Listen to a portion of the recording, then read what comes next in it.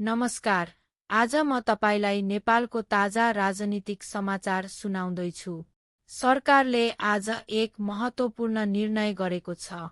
नेपाली काङ्ग्रेसको मागपछि सरकारले take and pay प्रणाली हटाउने निर्णय गरेको हो।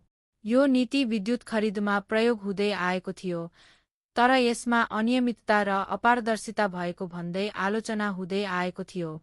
काङ्ग्रेसका सभापति शेरबहादुर देउवाले पत्रकार सम्मेलनमा भने, यो जनताको दबाव र प्रतिपक्षी दलको भूमिकाको कारण सम्भव भएको निर्णय हो।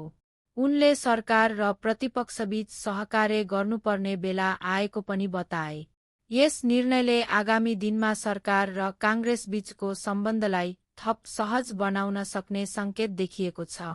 अर्को समाचार, सरकारले आज श्रम संसार नामक नयाँ मोबाइल एप सार्वजनिक गरेको छ। यो एप विशेष गरी विदेशमा रहेका नेपालीहरूका लागि बनाइएको हो। अब प्रवासी नेपालीहरूले आफ्नो व्यक्तिगत विवरण सरकारलाई दिन सक्नेछन्, साथै समस्या परेको अवस्थामा सहायता माग्न र सरकारी सेवाहरूको जानकारी लिन पनि सकिनेछ। श्रम मन्त्रालयले जनाएको छ कि यस एपको माध्यमबाट लाखौं प्रवासी नेपालीलाई प्रत्यक्ष लाभ पुग्नेछ।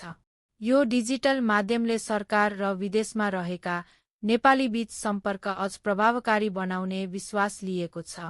त्यस्तै आज काठमाडौँको टिङ्क्यौने क्षेत्रमा राजतन्त्र समर्थकहरूले प्रदर्शन गरेका छन्।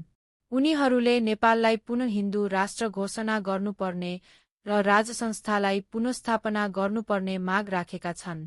पूर्व राजा ज्ञानेन्द्र शाहको समर्थनमा गरिएको यस प्रदर्शनमा दर्जनौं व्यक्तिहरूको उपस्थिति थियो। प्रदर्शन शान्तिपूर्ण रूपमा सम्पन्न भएको छ र प्रहरीले घटनालाई नियन्त्रणमा राखेको जानकारी प्राप्त भएको छ। यस प्रकारका प्रदर्शनहरू पछिल्ला केही महिना यता देशका विभिन्न स्थानमा भइरहेको देखिएको छ। यी थिए आजका प्रमुख राजनीतिक समाचारहरू। भोलि फेरि भेटौँला नयाँ अपडेट सहित। धन्यवाद। जय नेपाल।